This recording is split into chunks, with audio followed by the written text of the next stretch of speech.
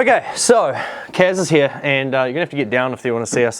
These videos are not about us. This is about the parts we're working on. So I'm not really fussed about having our face in a lot of them. That's why you kind of just see from here down. Plus, I'm just one dude with 2 cameras, and I can't really be bothered changing the angles too often because I've got stuff to do. So this is a Honda Wave head. It's stock. It's got basically everything attached except the cam gear. We've taken the cam gear off. The exhaust is removed as well. I'll bring this up a bit closer to. Well, I'll bring it here so you can see it on this camera. So yeah, you've got your valves there, and this is the spark plug coming through, which is the original Denso spark plug. Geez, if I've never replaced that from stock, that's terrible ownership. You're not very good at your maintenance schedule. No. I swear I'd put an NGK in there, but obviously not. Oh well, it's the original spark plug in there, and basically we're going to disassemble this head because we've got another head here. And this head, which I can show you through some fancy angling, has nothing inside it. Nothing there, nothing there. So this is going to be head disassembly and somewhat of a reassembly, depending on how much we can actually end up swapping over. A race spec head, if you will. Yep. And I think we should take some appreciation for the porting that has been done on this head. So it's been machined out, and they have tidied up the inside of the port there with a die grinder or some sorts. The exhaust side isn't really opened up too much, but the valves are considerably larger than the factory one. The intake is 28mm and the exhaust is 24mm, compared to I think like 21 and 24 or 22 and something stock, I don't know. Bigger. Radio. Slam into it, man. Power tools. That's another thing, the new head doesn't come with the valve covers or anything like that, so we have to reuse as much as we can off the original head. To pull the camshaft out, we've got to undo this, and then pull these slides out which hold in the rocker arms. Do you have any like valve retainer, valve compressor spray? No, so we're just going to have to see. So we're going to have to just see what we can come up with. Yeah. Alright, so if you're going to pull that camshaft out, do it towards the camera. Yep. So what we want to do, it's got these little, I don't even know what you call them. Things? It's got these little things, which hold the rockers in. Okay. Intake. Right, yeah, so these can be somewhat tricky because you've got to roll them around. It's like a puzzle. It is a bit of a puzzle. There we go. Automatic decomp. Oh, okay. Yeah, bearings are sweet. Yeah. Bearings are good. There's no wear marks. I think everything actually looks really good there. See how hard these springs are. Yep, they're soft enough. Yes. Cool. So I'm trying to get this little doodacky out. Yep, so I'm going to compress the spring down, and then I'll get you to flick the little collets out. Okay, so there's one on each side. These are the collets there, that and that. That's each half. He's going to put something around this outer area here, or the valve retainer, I guess it is, valve spring retainer, and push down. And I'm going to try flick these out, and we'll see if we can do it in front of you, but probably not. There's one. There's two. Sweet. Flip that around. There we go. Okay, so that is exhaust. Your valve springs there. New ones. Lovely. And they do look considerably chunkier. So it might be interesting putting them back on. Might be interesting putting them back on. Oh, there you go. Alright. Sweet. Intake. That's inside there. So that's a quick Honda Wave head disassembly. You're going to have to get out of the way of that camera. Sorry. No, you're alright. Don't worry. I only just thought of it now.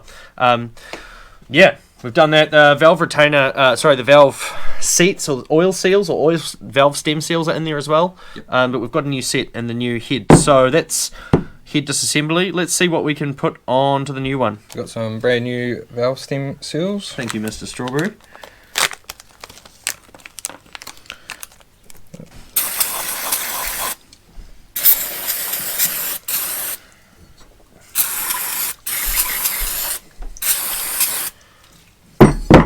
So we weren't having the greatest seal on the exhaust side. Okay. Just doing a bit of an analysation of the the old valves and how were they sealing. The exhaust wasn't the best. Intake doesn't look too bad, it's got a clean ring around it. Yeah. But the exhaust side is definitely carboned up, and you can see spots where it's hasn't been completely sealing. So original exhaust valve, new exhaust valve.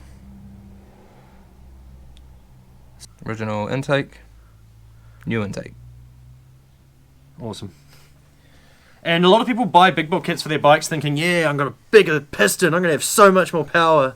And generally you kind of like end up having the same top speed a lot of the time, or very similar, or it just kind of gives you a bit more oomph getting there. Flow. You can only go as fast as things can go in and out of your engine, right? Yep, flow and cam duration. Yep. So we're changing all that. So we changed that. Well, we don't actually know what the new duration of the cam is. It's whatever it is. It's spec'd to whatever they spec'd it to. Yeah. I just like to put as much oil and lubrication on the parts as much as possible, so that the first startup it's got oil hopefully everywhere that it needs. Alright, that's right. Sweet. Give these a little Zip it.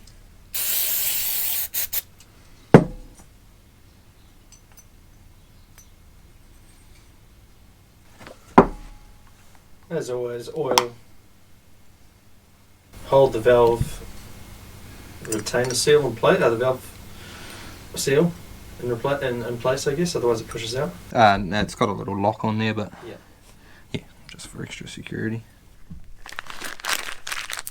Beefier valve springs. A little bit of a difference there. Longer and fatter. Yep.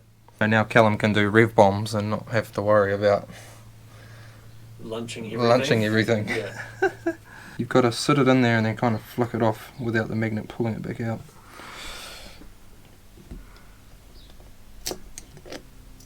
This one. I'm so sorry. Quick. No. This is super normal. Kaz comes up with weird ways to do stuff that no one else would ever think about, and then you just feel stupid when he realizes what he's doing, and you're like, oh, okay, I'm just dumb. This is a normal occurrence when I hang out with you. It's almost the QCR spring mod for the forks. Alright, well the camera was off. We actually managed to get the valve in with no special tools. We've managed to bend a tail light bracket from AliExpress to work as a valve compressor, which is pretty cool. We need our other collets though, where are they? And you find a method that works for one thing and then you have to redo that particular task and replicate it, and it doesn't. So it's always interesting. Sweet, so come on. Hey! What would be a girl's say? Piss, drink your piss. Drink your piss. Improvise. Overcome a death. I'm sure we're going to be on a watch list now. Anyway, valves are in place and they don't fall out when you go down now because we're hungry. Lucky nothing was attached. We'll see you soon. We're going to go eat and we'll continue doing this. Okay, we're back. What did we just do? No time has passed. It's exact. We're back. We've got the valves in, the retainers in, everything's good. So this is what we used to, this is a number plate tail light brackets. The tail light goes there, number plate would go there. We bent that and kind of wedged it up in the head and pushed down on the, with this part here, on the valve retainer itself, push the valve spring down and then get the collets in there. And it worked! By the way, when it didn't work at the start, I said to Kaz, oh no, we're going to have to give up and go find a valve spring compressor. He just lolled in my face and created this. This is our camshaft, which is cool. There's nothing wrong with it. But There's another bearings. maybe bearing hub. It doesn't have a bearing. Oh, doesn't anyway. have the decompressor system on either. No. So it's transfer that over. Or Yep. does it not transfer over? So the original cam has a automatic decompress lever, which holds the exhaust valve open a little tiny bit when you are cranking it over. And the new cam does not have the provisions for it to be swapped over. So we're no longer going to have a decompression lever on this engine. So And that was automatic decompression, wasn't it? Yes. Yeah. So you didn't actually have a lever like some of the old dirt bikes that used to back in the day. No. You just, when you're starting, it engages that opens the exhaust valve a little bit. Way easier to start. Without it, I don't know, we're just gonna have to see.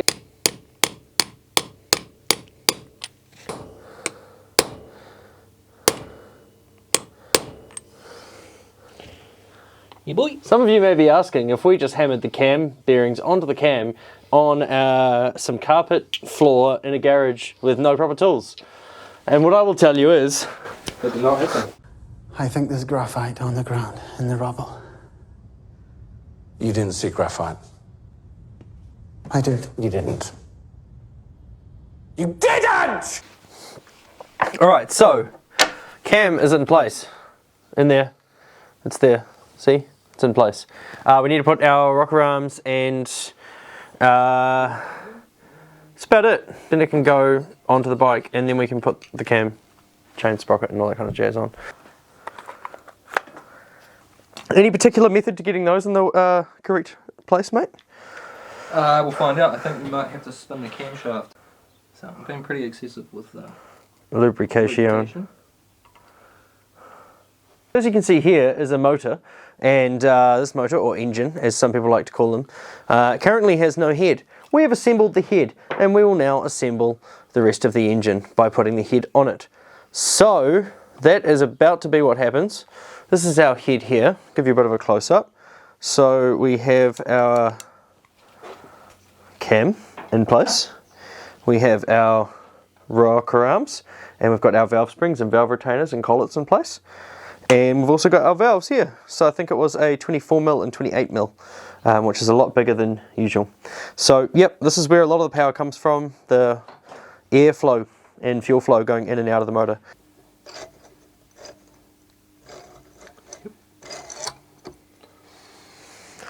That looks like an engine.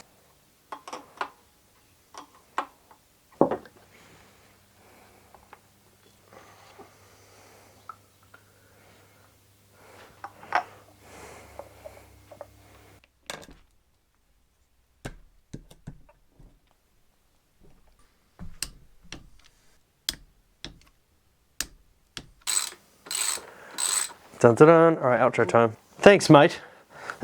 So we have a semi-rebuilt engine, as in it's completely rebuilt, but we haven't tested anything yet. There's still a lot to do. Yep. We haven't done a valve clearance on here.